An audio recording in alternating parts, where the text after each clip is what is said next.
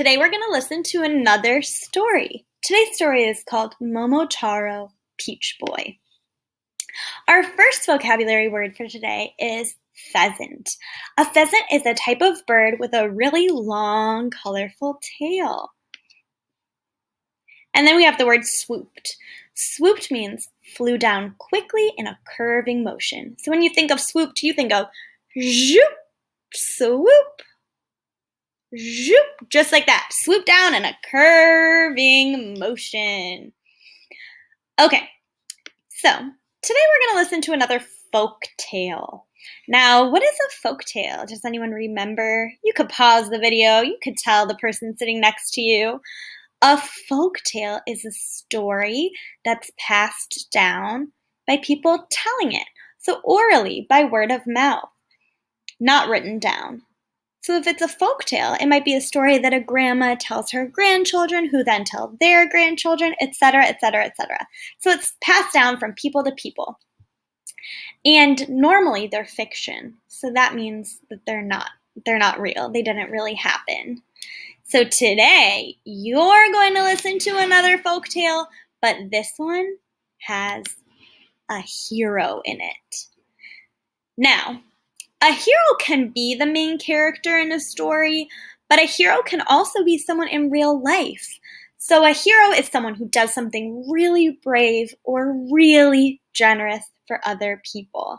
In real life, they might be firefighters or doctors or your mom or your grandma or your uncle, or they might even be your teacher. So a hero is a really important thing in real life, just like it is in stories. If you want to pause the video and say a hero that you know, you can do it. I know you're probably thinking, maybe your big sister is a hero. Maybe you're thinking Mr. Malcolm is a hero. We know so many heroes in our lives. Okay. Now this is really important. What do you see on the screen? I know when it was Indigenous Peoples Day, we talked a lot about maps. And this right in front of you is a map. But this is a map of the world. So we have North America, South America, Europe, Asia, Africa, Australia, and Antarctica. Those are the continents in our world. We're over here in North America, but the story that we're going to learn about today takes place all the way across the world on this island in Asia called Japan. This right here is Japan. It's a country that's a part of Asia, which is the continent that's this bright pink color. Okay, so today when we talk about this Japanese folktale, you're going to hear the story called Momotaro, Peach Boy. And the main character in this story, Momotaro, is very, very brave. Okay? You're going to listen carefully to see how Momotaro is the hero. Okay, here we go. Once upon a time, in a small village in the country of Japan, there lived a kind old man and his good, honest wife. One fine morning, the old man went to the hills to cut firewood, while his wife went down to the river to wash clothes. The old woman was scrubbing the clothes on a stone when something strange came floating down the river. It was a peach, a very big, round peach. Look, over there we see a peach.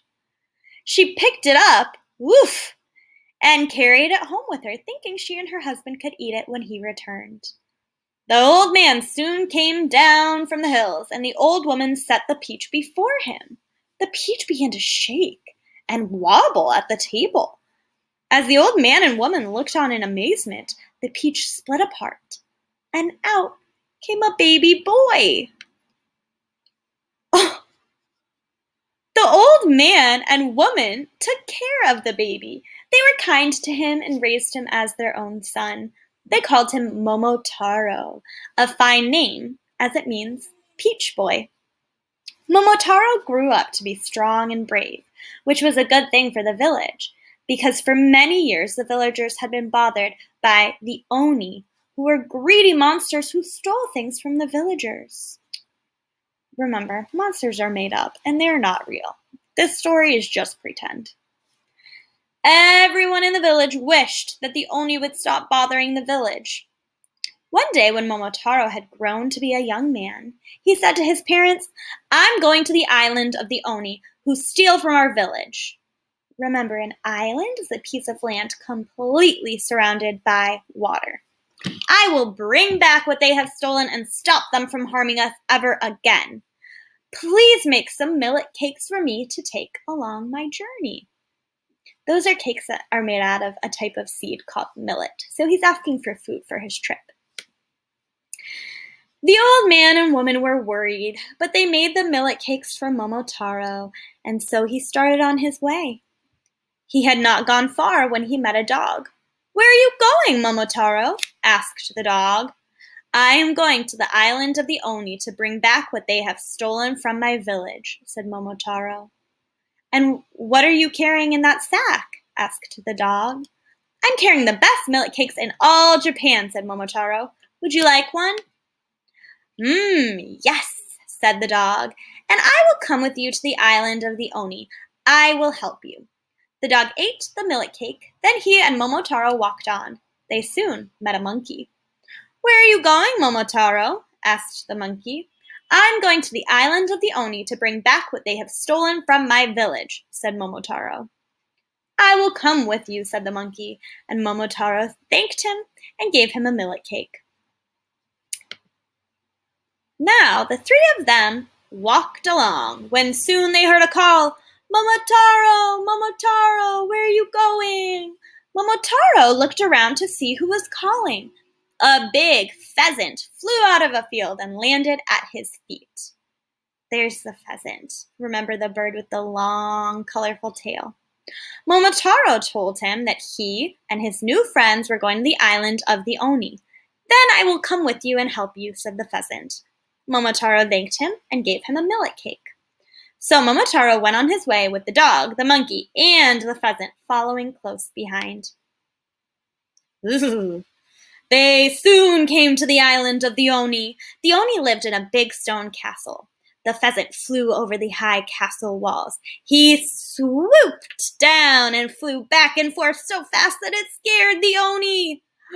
Remember, that means he's flying down in a curving motion. The Oni shouted and screamed and ran about in confusion. Just then, Momotaro, with the help of the dog and monkey, broke through the gate of the castle.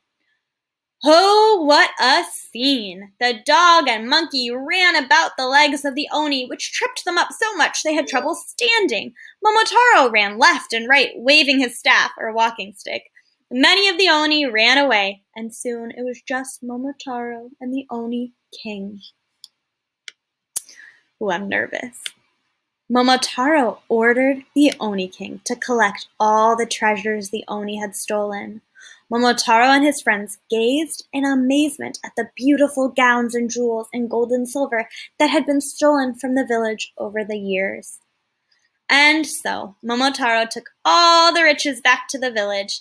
The village was never again bothered by the Oni, and Momotaro and the old man and the old woman lived in peace and plenty for the rest of their lives. Wow. As you get ready to answer the Seesaw video below and chat with Mr. Malcolm, think, what does Momotaro set out to do on his journey? Who helps him? And what does he give them in return? Great job, kindergarten.